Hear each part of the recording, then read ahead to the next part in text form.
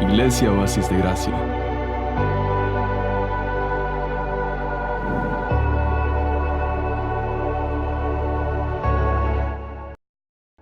Buenas noches, hermanos. Bendiciones para cada uno. Vamos a abrir nuestra Biblia en la carta de Judas. Vamos a ir a la carta de Judas. Así, entre el estudio de Malaquías, hemos llevado intercalada una materia del Nuevo Testamento también, ¿verdad? Hemos estado estudiando la carta de Judas y este va a ser el cuarto mensaje que tenemos ya en la carta de Judas. Y para recordar, hermanos, en el primer mensaje, ¿verdad? Recuerde, Judas es la penúltima carta de la Biblia, ¿verdad? Está antes del Apocalipsis. Y en el primer mensaje, ustedes recuerdan, utilizamos los versículos 1 y 2, ¿verdad? Puede ver ahí en pantalla para recordarse cómo hemos llegado hasta este punto. Y en los versículos 1 y 2 aprendimos que Judas estaba utilizando o utiliza a lo largo de su carta un recurso que se llama las tríadas, que quiere decir elementos de ¿cuánto, hermano? De 3, ¿verdad? Por eso es fácil para los predicadores usar Judas, porque ya casi nos dan los 3 puntos, ¿verdad? Porque él va usando de 3 en 3. Y en los primeros 2 versículos aprendimos que Judas describe a la identidad de un cristiano utilizando 3 palabras. Usted las puede ver ahí en el versículo 1 y 2. Y él utiliza primero la palabra llamados, ¿verdad? Un cristiano tiene su identidad en que ha sido llamado por Dios. Ese es el primer elemento. El Señor nos ha llamado a ser parte de su reino, de sus propósitos, de su ejército, de su pueblo, ¿verdad? Somos llamados. Número 2, decíamos, Judas describe nuestra identidad al decir que somos guardados, santificados, ¿verdad? Por Dios, ¿verdad? Es la segunda palabra que aparece ahí. Y tercero dice, somos guardados por el poder de Jesucristo. Entonces, él describe nuestra identidad usando estos 3 elementos. Y decíamos que esto es importante porque después de decir quiénes somos en Cristo, Él está a punto de llamarnos a librar una batalla. Pero hermanos, si alguien no sabe quién es en Cristo, no se puede unir a esta batalla. Va a tener miedo, no va a estar dispuesto a ser parte de esta batalla que Dios a través de Judas nos llama a pelear. Y eso es lo que vimos en el segundo mensaje. Utilizamos los versículos 3 y 4 y decíamos que la carta de Judas es un llamado para que nos unamos a batallar por la verdad. Eso es lo que dice Judas ahí en los versículos 3 y 4. En primer lugar, vimos ese día que la fe, hermanos, la fe que es el contenido, el evangelio, la verdad, nos ha sido confiada ¿a quiénes, hermano? Al pueblo de Dios. Es un encargo, es un privilegio que Dios nos ha dado, que nos ha confiado el evangelio para que lo expandamos, para que lo guardemos, para que preservemos fielmente esta verdad que nos ha sido confiada. Luego decíamos que esta verdad ha sido o está sufriendo severos ataques. En la época de Judas esta verdad estaba siendo atacada, decíamos, por un grupo de personas que había entrado a la iglesia. ¿De qué manera dice ahí la carta, hermano? De manera infiltrados, ¿verdad? Se han colado en la iglesia y su propósito es engañar, su propósito es pervertir la verdad, su propósito es dañar la iglesia. Entonces, lo que nos ha sido confiado está bajo un fuerte ataque y por lo tanto, ¿qué es lo que deberíamos hacer cada uno de nosotros? Hermanos, si a usted le encargaran los hijos, cuando le encargan a los nietos, ¿cómo cuida a los nietos? Hay que vean qué hacen, ¿verdad? Bueno, aquí nos han encargado la verdad y entonces debemos defenderla con nuestra propia vida de ser necesario. Judas nos dice, batallemos ardientemente por esta verdad que nos ha sido confiada. Y para eso necesitamos saber quiénes somos. Y en el tercer mensaje, hermano, vimos 3 ejemplos a través de los cuales Judas nos hace ver el juicio de Dios sobre los que pervierten la verdad. Judas dice, pervertir la verdad es algo peligroso, es algo extremadamente severo a la vista de Dios. Y él utiliza 3 ejemplos del pasado para demostrarnos eso. Primero habló de los incrédulos que habían sido librados de Egipto y no le creyeron a Dios cuando fueron a la tierra y vieron aquellos gigantes y dijeron, no podemos. Y levantaron aquel becerro de oro porque no confiaban en Dios, no le creían a Dios a pesar de haber visto la verdad de Dios, las maravillas de Dios. El segundo ejemplo, en el versículo 6, él menciona un grupo de ángeles que no guardaron la dignidad, ¿verdad? Y entonces Dios los reservó y los apartó en prisiones, en las cuales están esperando el juicio final. Pero Dios entonces hace un juicio sobre estos ángeles que no honraron la posición que Dios les había dado. Y en tercer lugar, hablábamos de los habitantes de Sodoma y Gomorra que pervierten la verdad de Dios, especialmente en el aspecto sexual, ¿verdad? En las relaciones sexuales, ellos tenían mucha homosexualidad y aún aquellos ángeles que habían llegado a anunciarle ¿verdad? A Lot acerca de escapar de aquella ciudad, aún a ellos trataron de abusar sexualmente de ellos. Es por eso que Dios juzga a estos hombres que, aunque no eran, digamos, del pueblo de Dios, tenían la verdad de Dios a su alcance. La naturaleza daba testimonio de la verdad de Dios, pero ellos la pervierten y entonces Dios hace un juicio severo sobre esta ciudad. Ahora mire el versículo 8. ¿Cómo comienza el versículo 8? Eso es lo que hemos visto hasta hoy de Judas. Pero en el versículo 8, ¿qué palabras son las dos primeras que aparecen? No obstante. Esa es una conexión, ¿verdad? Judas está diciendo, a pesar de estos tres ejemplos, a pesar que Dios ha demostrado la severidad con la que juzga a los que pervierten la verdad, a pesar de esto, este grupo de personas que está en la iglesia, que ocupa quizás posiciones de liderazgo, que quizás aparece en televisión, es un pastor reconocido, quizás se hace llamar apóstol, profeta, este grupo de personas, a pesar de conocer, no obstante saben el severo juicio de Dios sobre los que pervierten la verdad, continúan viviendo de manera desordenada, continúan pervirtiendo la verdad y son personas en rebeldía a Dios, a pesar que proclaman conocer a Dios, como en algún momento dijo el apóstol Pablo. ¿Por qué estas personas son de esta índole? ¿Por qué a pesar de estos severos juicios ellos siguen en rebeldía a Dios? Bueno, Judas dice que la razón de estos apóstatas es que son, ¿cómo dice ahí, hermano? Soñadores. ¿Por qué estas personas siguen pervirtiendo la verdad a pesar de todo el anuncio de juicio? Porque son soñadores. Ahora, todos soñamos, ¿verdad? Y tener sueños no está mal. Pero más bien, hermanos, esto se refiere a que estos hombres afirmaban tener revelaciones de Dios basadas en sueños y en visiones falsas. Ellos llegaban a la iglesia, llegaban a los grupos de creyentes y presentaban su mensaje basándose en visiones que afirmaban que Dios les había dado, en sueños que afirmaban que Dios les había dado. Hermano, es como que yo viniera y les dijera, les vengo a hablar del sueño que Dios me dio. ¿Qué debería hacer usted, hermano?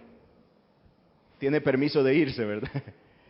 Porque no se trata de hablar de sueños, pero estos hombres afirmaban tener nuevas verdades, afirmaban tener revelaciones nuevas de parte de Dios y utilizando estos sueños pretendían ser superiores a los demás maestros y tener revelaciones nuevas que la gente debía conocer. En Deuteronomio 13 usted puede leer cómo Dios desde el Antiguo Testamento advierte que nos cuidemos de los soñadores, visionarios, gente que anda afirmando tener revelaciones de Dios. Entonces estos hombres son soñadores. Ahora, esta noche, hermanos, nuestro mensaje se titula Identificando a los que pervierten la verdad. A partir de este momento, Judas va a hacer una radiografía, va a describir de manera exacta cómo es un apóstata, cómo es alguien que niega la verdad, cómo es un falso maestro. Si usted toma estas características que Judas habla y se las pasa ahora a un maestro que habla en nombre de Dios, usted puede detectar si es un verdadero maestro o un falso maestro. Son las mismas. Y Judas los describe y hace una radiografía exacta acerca de ellos. Y en primer lugar, vamos a ver versículos del 8 al 10. Y yo le voy a pedir que mantenga su Biblia abierta porque vamos a ver algunos pasajes más ahí en Judas. Pero leamos versículo 8. No obstante, de la misma manera, también estos soñadores hacen tres cosas, dice Judas. ¿Cuál es la primera, hermano? Mancillan la carne. Primera acción. Segunda acción, ¿cuál es su segunda acción? Rechazan la autoridad. Tercera acción, ¿cuál es? Blasfeman de las potestades superiores. Judas utiliza una triada de acciones, de verbos, que representan las acciones de los que pervierten la verdad. Y para demostrar la gravedad de esta blasfemia, utiliza el versículo 9. Pero cuando el arcángel Miguel contendía con el diablo, disputando con él por el cuerpo de Moisés, no se atrevió a proferir juicio de maldición contra él, sino que dijo: el Señor te reprenda. Pero, fíjese, hay un arcángel, dice Judas, que no blasfemó contra los ángeles, pero estos blasfeman de cuantas cosas no conocen, y en las que por naturaleza conocen, se corrompen como animales irracionales. Entonces, en primer lugar, hermano, yo quiero que veamos tres acciones que estos falsos maestros, que estos apóstatas cometen. Tres acciones. La primera de ellos, hermano, usted ya las encontró conmigo. La primera es mancillar la carne.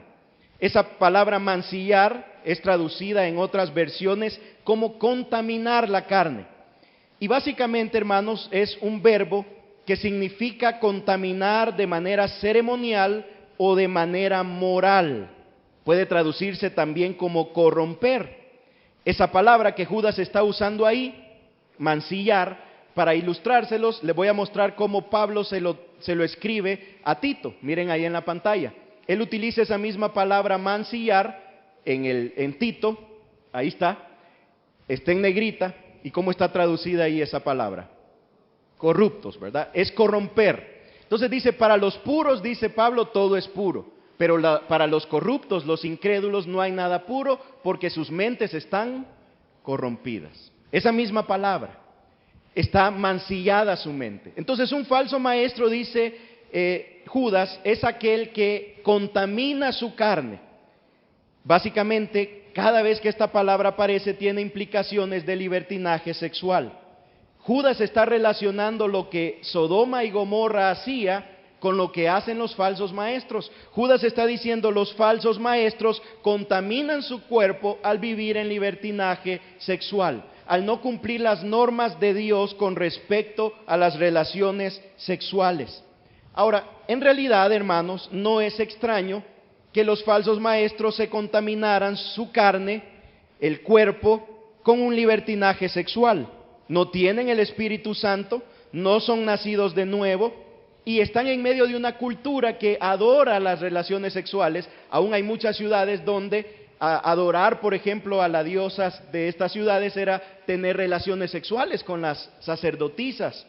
Entonces no es anormal que alguien que no es nacido de nuevo está en la iglesia, enseña en la iglesia, pero no es nacido de nuevo. Entonces es normal que pervierta, que contamine su cuerpo con relaciones sexuales fuera del mandato y la voluntad de Dios. Ahora, en repetidas ocasiones, hermano, la Biblia es clara que el estándar de los hijos de Dios es la pureza sexual. Para los casados, ¿qué representa el estándar de Dios? Serle fiel a su cónyuge. Y para los solteros, ¿qué es el estándar de Dios? Mantener la pureza sexual. La Biblia es clara en cuanto a los estándares que deben hacerse. Pero sucede entonces que en el tiempo de Judas, dice, hay personas que enseñan, pero contaminan sus cuerpos con libertinaje sexual. Hermano, cuando revisamos hoy las estadísticas de la cantidad de pornografía que se consume en la iglesia, esos números son alarmantes. Hay estudios, por ejemplo, en Estados Unidos, donde casi la mitad de los pastores está teniendo hábitos de ver pornografía. En encuestas que se les han hecho, ¿verdad?, anónimas, la mitad de los pastores confiesa estar en pornografía. La presión sexual de la actualidad es cada vez mayor. El pecado es el mismo. ¿Cómo se llama el pecado, hermano? Lujuria. Es el mismo pecado, pero ahora hay muchas maneras de obtener acceso a ella. A través del teléfono, ¿verdad? A través del internet es tan fácil y es increíble la cantidad de dinero que la industria del sexo produce. Ahora, ¿quiénes son los que serán libres de esta industria? Bueno, los que han nacido de nuevo, los que tienen el poder del Espíritu Santo, los que son capacitados por Dios para resistir, como José huyó de la tentación. Ahora es muy llamativo cómo Pablo trata este aspecto. Le escribe a Timoteo, un joven pastor, y este es un pasaje muy importante. Mire, 2 de Timoteo 2, versículo 22. Pablo le escribe este pasaje a Timoteo y le da este consejo particular. Le dice: huye de las malas pasiones de la juventud, incluyendo las presiones sexuales, y haz un esfuerzo por seguir la justicia, la fe, el amor y la paz. Pero mire lo que dice después, hermano. ¿Qué dice después? Junto con los que invocan al Señor de un corazón limpio. Se fue el versículo, hermano. Ahí está, mire, junto. Esta lucha que Pablo está diciéndole a Timoteo que debe librar en contra de las pasiones juveniles, que no se quitan con la edad. Estas pasiones no es que solo las tienen los jóvenes, se mantienen con la edad. Pero la manera en que debe luchar contra ellas, dice, es esmerándose en seguir los valores, los principios cristianos. Pero ¿qué más dice ahí, hermano? Junto con alguien, junto con los que invocan el nombre del Señor con un corazón limpio. Esto habla de la comunión, habla del sometimiento unos a otros. Esto habla de rendirnos cuentas. Esto habla de compartirle a alguien las luchas que podemos tener en la soledad. ¿Sabe por qué muchos pastores caen en ese pecado? Porque están solos, porque no tienen con quién compartir una lucha, porque no tienen quien ore unos por otros. Y entonces dice Pablo: Timoteo, no permitas eso, únete a personas, junto con personas que invocan el nombre del Señor. Pero estos falsos no quieren juntarse con nadie, porque viene la segunda característica. ¿Cuál es la segunda característica de ellos, hermano? Ya la primera es que contaminan o mancillan la carne, pero ¿cuál es la segunda acción que ellos realizan? Rechazan la autoridad. Ellos no quieren nada que ver con nadie más. Ellos no se quieren juntar, ellos no quieren rendir cuentas, ellos no quieren compartir sus luchas, porque no se someten a la autoridad. La palabra autoridad la raíz está conectada con curios. Usted ha oído esa palabra, ¿verdad? Cuando yo vine a la iglesia había un torneo de fútbol y había un equipo que se llamaba Curios. Y yo dije, ¿qué es eso, verdad? Andaba preguntando, ¿y qué es Curios, verdad? ¿Qué es Curios, hermano?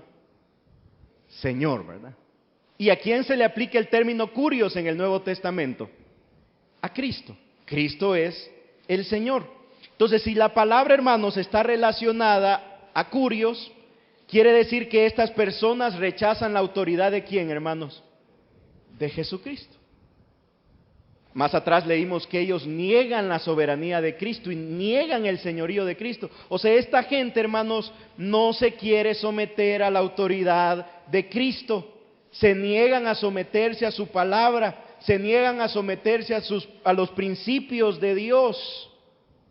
Y si no quieren someterse a Cristo, mucho menos se van a someter a otro tipo de autoridades, sean familiares, de la iglesia, del trabajo, del gobierno, porque son gente que no quiere autoridad en su vida. Eso describe a un falso maestro.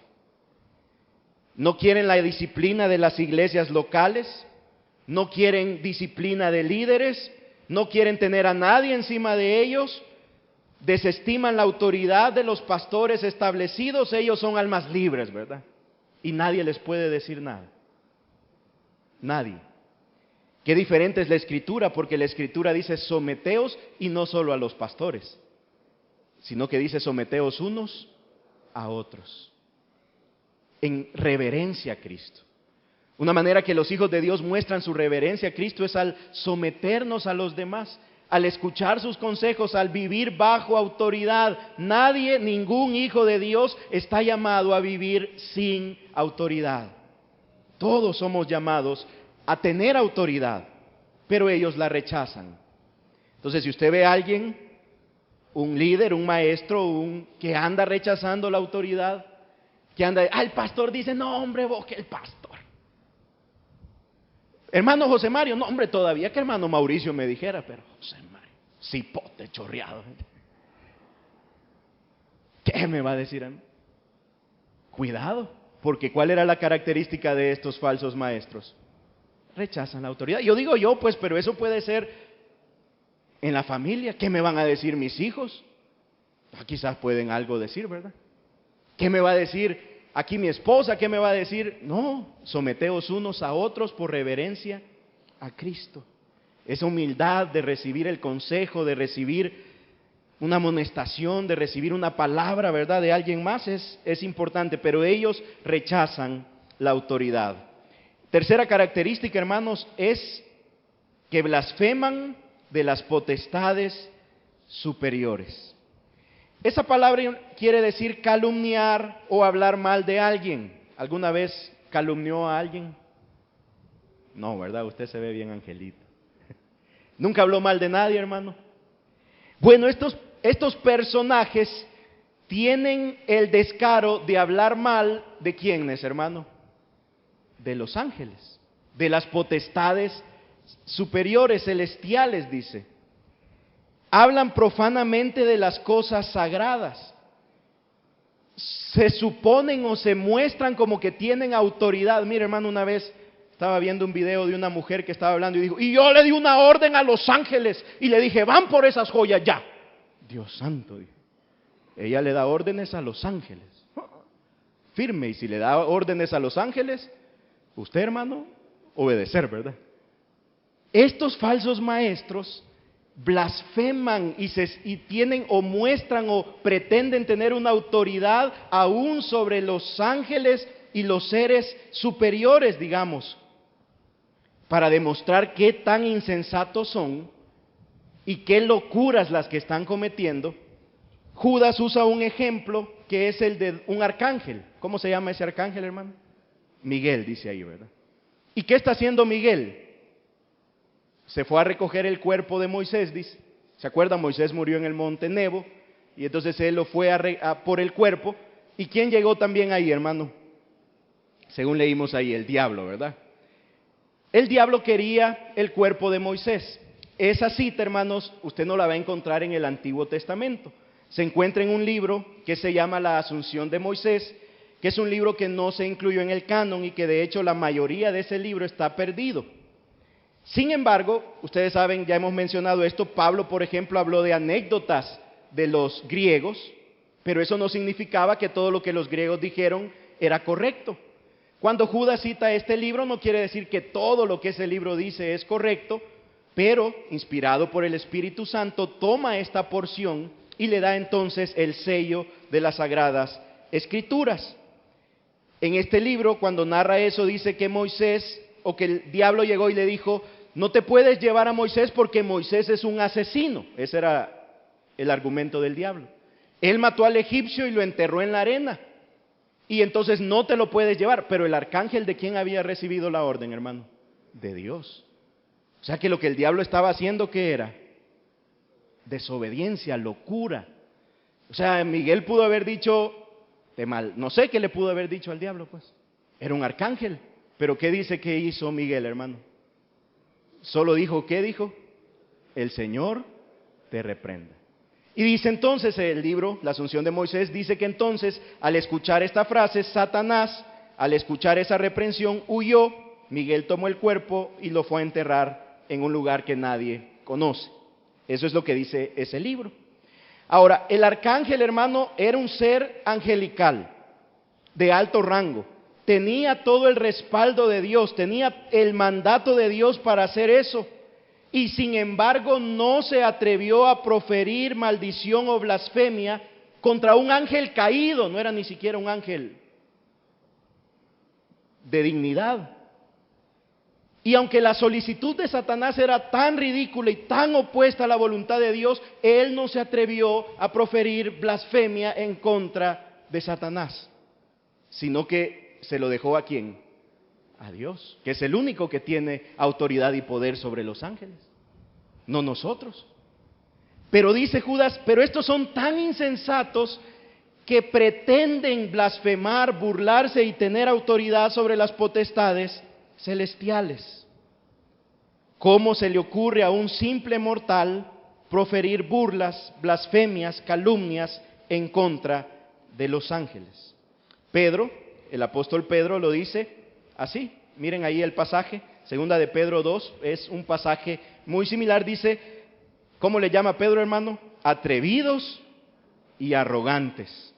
No tienen reparo en insultar a los seres celestiales, mientras que los ángeles, a pesar de superarlos en fuerza y en poder, no pronuncian contra tales seres ninguna acusación insultante en la presencia del Señor. Estos abusivos, ni los ángeles se atreven, pero estos son abusivos, arrogantes y se atreven. Entonces, hermano, cuando usted oiga a alguien hablando como que le da órdenes casi a Dios también, ¿verdad? Esos son falsos.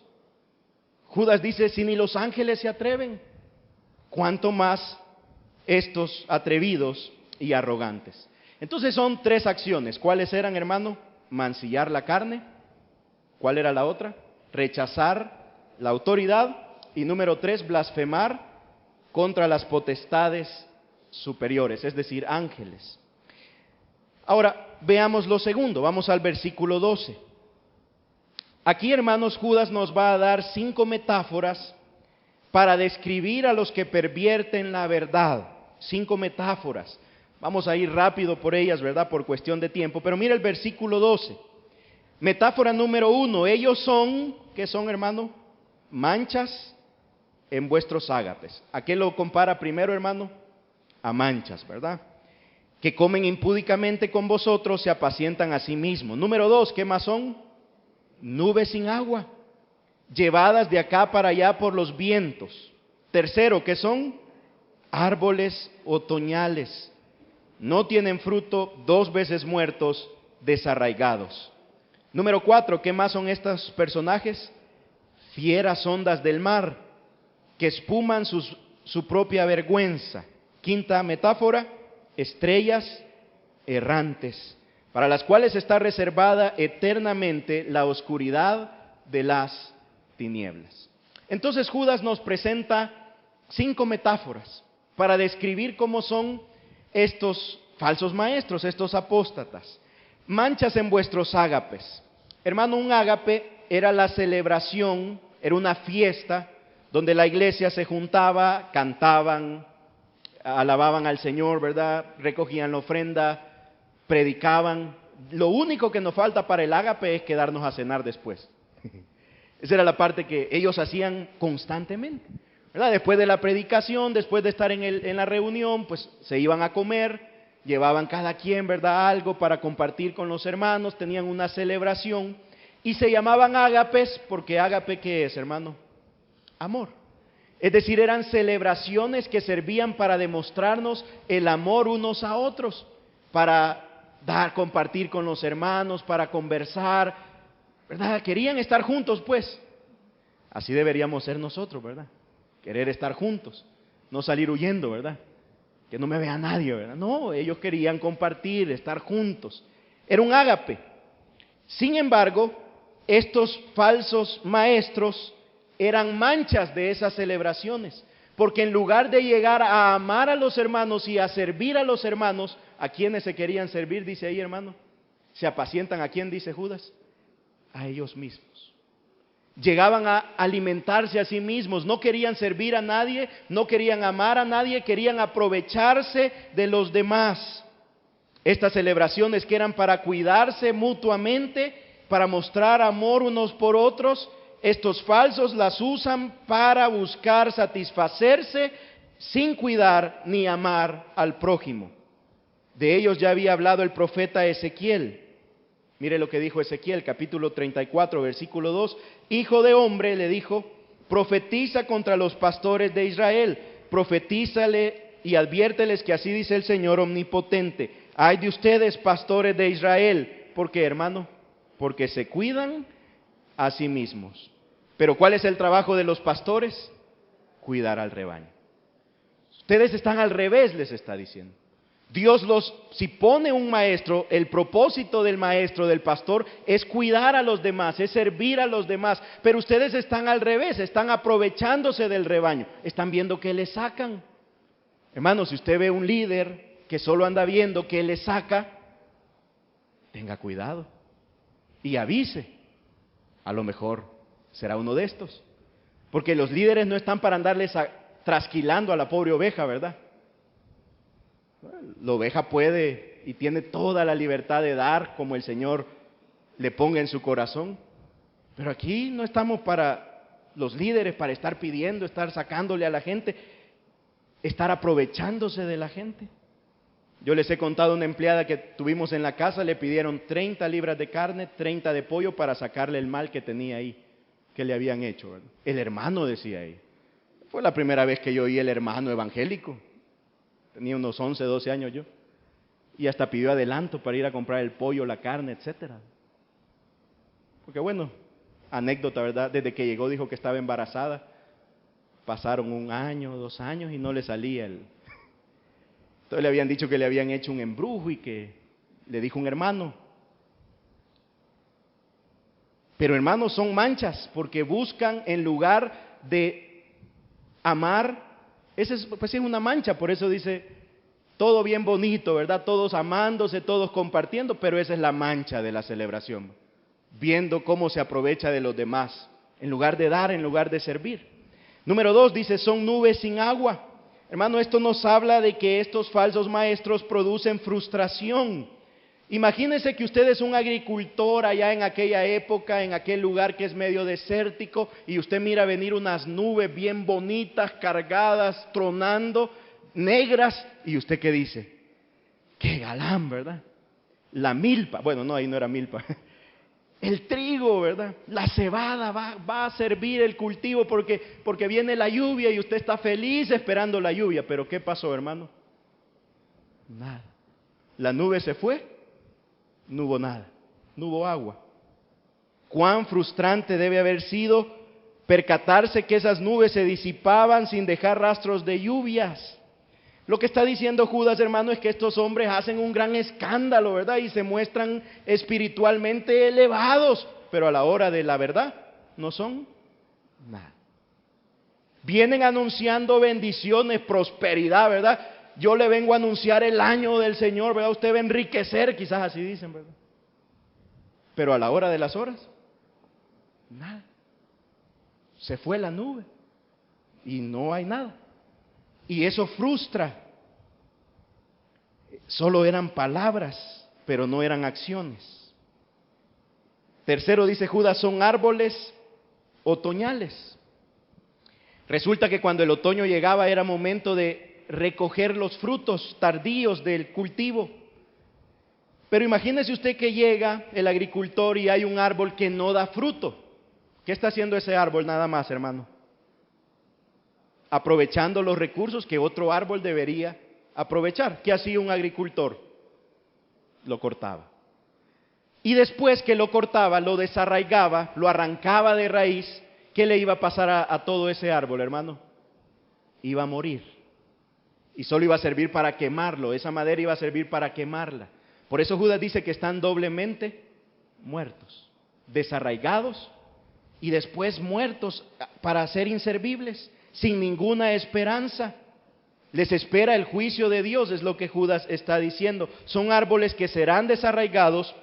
¿Y por qué no dan fruto? Bueno, porque el Señor fue claro, ¿verdad? ¿Quiénes son los que dan fruto? Los que permanecen en Él. Esos llevan fruto y fruto en abundancia y glorifican a Dios. Juan 15.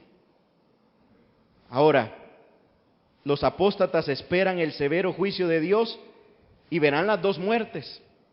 La muerte física y la muerte eterna. Pero a los que el Señor nos ha salvado, la muerte eterna, hermano, no la vamos a ver. Viviremos con Él para siempre. Pero ellos, dice Judas, están doblemente muertos. Les espera el severo juicio. Cuarto, dice Judas, son fieras ondas de mar. Esto, hermanos, nos recuerda lo que dice Isaías. Mire lo que dice Isaías de los malvados.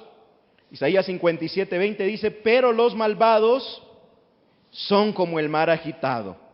No puede calmarse. ¿Qué hacen nada más los malvados, hermano? Arrojar fango y lodo. Un falso maestro a la hora de la verdad, ¿qué va a arrojar? Dice Judas. Basura. El mar agitado que espuma su propia vergüenza. Como después de una tormenta que saca basura. Así son.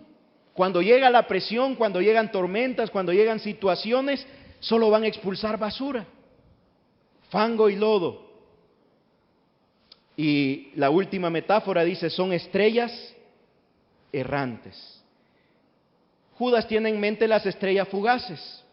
¿Cómo es una estrella fugaz, hermano? Usted la ve resplandeciendo, aparece en el cielo, es un espectáculo ver a la estrella fugaz, pero de repente la estrellita se fue, ¿verdad? Y se fue y se perdió en la oscuridad del universo y no son vistas nunca más. MacArthur dice, los apóstatas aparecen por un tiempo corto en el cristianismo, prometen luz espiritual, prometen dirección duradera, pero solo son destellos erráticos, sin objetivo, sin valor. La total oscuridad del infierno está reservada eternamente para ellos. Aparecen, pretenden dar luz, pero el infierno y la oscuridad les espera. Así que primero Judas nos dice 3 acciones que ellos cometen. ¿Cuáles eran las 3 acciones? Hoy no dejan salir a nadie si no se la sabe ahí en la puerta. Número 1, ¿cuál era? Mancillan la carne. Número 2, rechazan la autoridad. Número 3, blasfeman contra las potestades superiores. Y 5 metáforas. Esa está más difícil, ¿verdad? Porque son 5. ¿Cuál era la primera, hermano? Ahí la van a poner, mire, para acordarnos. Son manchas en la fiesta, ¿verdad? Número 2, son nubes que no traen agua, solo frustran. Número 3, árboles otoñales que están sin fruto y doblemente muertos. ¿Qué más son? Ondas de mar feroces, ¿verdad? Y número 5, dijo Judas, estrellas fugaces. Pero vamos entonces a lo tercero esta noche, y es en el versículo 16. Ahora Judas pasa a darnos 3 comportamientos prácticos de esta gente. Verlos en el día a día. Esto usted se sienta a la par de ellos y se da cuenta. Estos son facilitos. 3 dice, versículo 16. Estos, dice Judas, son murmuradores, querellosos. Esa es la primera, murmuradores y querellosos, que andan según sus propios deseos. Y ese es lo segundo. Y tercero dice, cuya boca habla cosas infladas, adulando a las personas para sacar provecho. Primero dice Judas, quiere hallarlos facilito, un ratito siéntese a hablar con ellos. ¿Y qué va a escuchar? Dice, murmuraciones. ¿Y qué más dice? Y querellas, pleitos. La NBI dice, son refunfuñadores. No ande refunfuñando, ¿verdad? Criticones. Hermanos, esta es la realidad de la persona que vive en rebelión a Dios. En sus corazones hay insatisfacción, descontento, hay quejas, hay pleitos. Nunca están satisfechos. Cada vez que hablan es para quejarse, para hablar mal de otro, para hacer un pleito, porque en su corazón no hay paz. Porque la paz solo la da el Espíritu Santo habitando ahí. Y ellos van a estar ahí todo el tiempo peleándose, hermano. Mire, tenga cuidado de juntarse con la gente que anda criticando y peleando, porque ese es un veneno que al rato usted lo va a tener. Al rato usted va a estar quejándose, murmurando, al rato usted va a estar enojado, sin causa ni motivo. Usted nada lo va a satisfacer. Qué triste y frustrante es escuchar personas que toda la vida es criticar, toda la vida es quejarse y no hacer nada. Como aprendimos los líderes, son termómetros buenos, pero nada de termostatos, ¿verdad? Nada cambian, en nada ayudan, en nada sirven, pero sí para criticar. Número 1, ¿verdad? Pero ni ha terminado de entrar y ya está, ya hay algo que criticar, ya hay algo por lo que quejarse, ya hay algo por lo que pelear. Siempre hay una queja de los pastores, siempre que los coordinadores de zona, que aquí, que los líderes de jóvenes, que las mujeres, que por qué van a San Salvador, ¿quién dice? Cuidado, hermano, no se me vaya a envenenar, porque eso es veneno. No sirve de nada andar escuchando a la gente que solo critica y murmura. Esos son falsos, dice Judas. Y esa es una manera práctica, ¿verdad?, de encontrarlo. Ahora, claro, si usted está descontento con algo, bueno, vaya, hable con la persona que tiene que hablar, pero no ande murmurando, haciendo pleito. No, vaya, siéntese, platique, dígale, hermano, yo no sé, explíqueme esto, por qué es así, no estoy de acuerdo, pero lo que no hay que hacer es quejarse y murmurar. Eso es de falsos, dice Judas. Número 2, dice Judas, ¿sabe cómo más los va a identificar? Porque estos, dice Judas, andan en sus propios deseos. Revísele la agenda. Revísele a quién anda promoviendo. Revise su vida. Porque, hermanos, hay una gran diferencia entre vivir para Dios y vivir para uno mismo. Hay una gran diferencia entre vivir para los propósitos de Dios y vivir para mis propios propósitos. Hay una gran diferencia entre promover el reino de Dios y promover mi propio reino. Eso es radicalmente diferente. Vea a la persona que se anda promoviendo a sí misma, y peligroso es un falso. Porque los creyentes genuinos viven para darle la gloria a Dios, para cumplir los deseos de su Señor. Por eso Pablo dijo, ya no vivo yo. Pero el falso sí que vive él. Pablo dijo, ya no vivo yo, Cristo vive en mí. Ahora, eso no significa que usted no va a su trabajo. Claro que usted va a su trabajo, pero hacer el trabajo ¿de quién? Primero, el de Cristo. Porque usted es un embajador, primerito que nada, un embajador de Cristo. Y está ahí en el nombre del Señor, trabajando por el Señor, sirviendo al Señor. Pero ellos, claro, siguen su agenda, sus propósitos, sus metas, su gloria, su reino. Esa es la segunda característica. Y número 3, dice Judas, hablan cosas infladas y adulan a las personas. Mire, hermanos, son buenísimos para hablar de ellos, para exaltar lo que ellos han hecho, ¿verdad? Cuando usted los oye hablar, hay gran arrogancia, orgullo, presumen de sus logros. Si usted los oye hablar, ya no sabe si están hablando de Dios o de ellos. Porque van a contar sus maravillas, no las maravillas de Dios. Es que yo, ¿verdad? Es que el ministerio que yo hago, ¿verdad? Hablan de ellos. Y hablan inflado, dice Judas.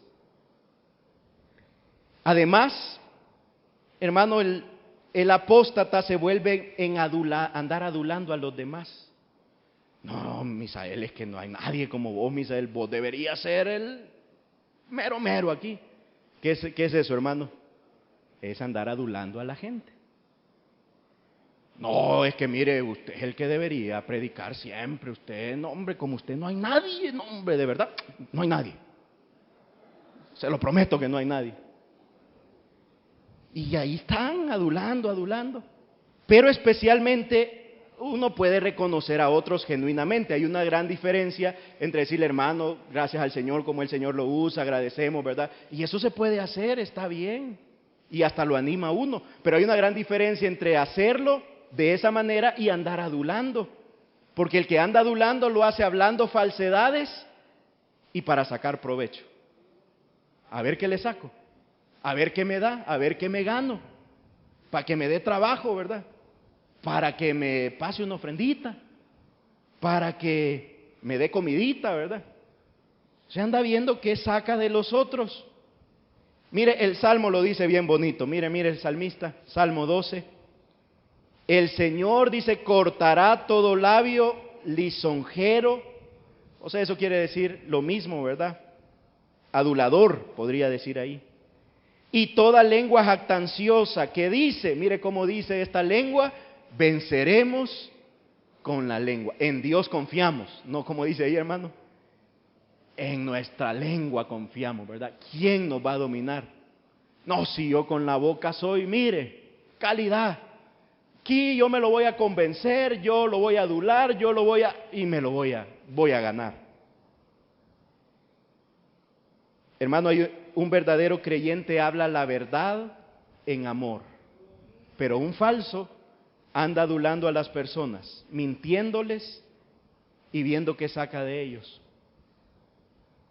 Ahora, fíjese también cómo somos los seres humanos, pues, que nos gusta que nos adulen, ¿verdad?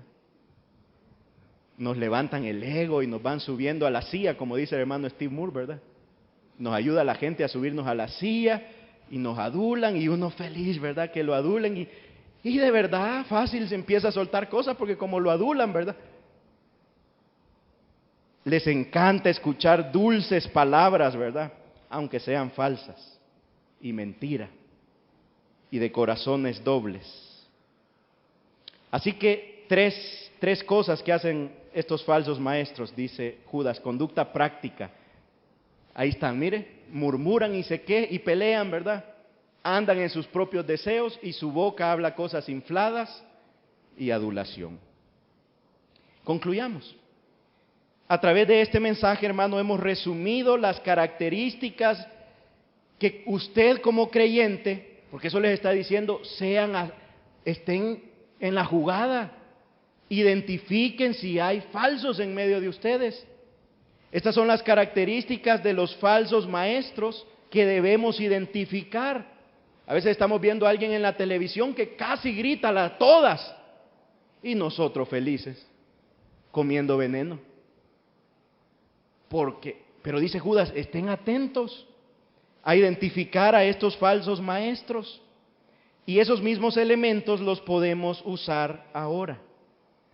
Es importante entonces conocerlas para identificar a los apóstatas, para librar la batalla que Judas nos llama a librar, pero a la vez, hermano, también hay que cuidarnos de los trucos con los que nos hacen caer. Pablo dice, para que ya no sean niños fluctuantes, a un niño se lo enganchan, pues está diciendo.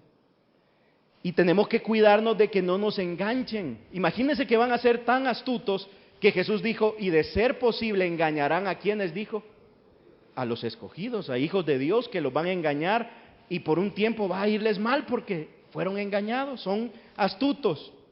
Terminemos con unos consejos. Hermano, no sea atraído a las personas que rechazan la autoridad. Alguien que rechaza las autoridades es contrario a la palabra de Dios claramente revelada. Cuídese de alguien que anda presumiendo de no obedecer, de no tener autoridad, de hacer lo que se le da la gana. Es un personaje peligroso. ¡Ah, qué galán! No necesita que nadie le diga. Cuidado, no se deje engañar. Hermano, decida no escuchar a los que presumen de tener gran autoridad espiritual, que pretenden darles órdenes a todo, hasta a Dios, ¿verdad? Judas dice, ni los ángeles se atreven a blasfemar y hacer ese tipo de declaraciones. Hermano, preste atención a cualquier maestro cristiano que no tenga una actitud de siervo, sino que ande buscando apacentarse a sí mismo. Alguien que hay que tener cuidado. Si solo anda viendo qué saca, qué le dan, Hermano, no se deje ilusionar por falsos maestros que venden humo, que anuncian prosperidad y todo tipo de bendiciones. Ellos son nubes sin agua y árboles otoñales sin fruto. De $100 porque Dios le va a dar 10 más. Salud, dígale. Nubes sin agua. Yo voy a echar los 100 y no me va a caer nada. Y usted frustrado, no se deje engañar. Son vendedores de humo. Hermano, apártese de la gente que anda refunfuñando y criticando. Bonita esa, ¿verdad? Refunfuñando. Estar con ellos es un peligro para usted porque su veneno comienza a surtir efecto en el corazón y pronto estamos descontentos, criticando, peleando, como si fuéramos uno más de ellos. Y si usted de los que anda criticando, refunfuñando, arrepiéntase, hermano. Hoy es un buen día, ¿verdad? Porque mire, después nadie se va a querer juntar con usted, ¿de verdad? No. Uno más, cuídese de no rodearse de personas que le adulen, hermano. ¿De qué le sirve que lo anden adulando, que le den palabras bonitas, pero que sean falsas? Vale más un hermano genuino que le diga la verdad en amor que un montón de aduladores que lo traten falsamente. Eso no sirve.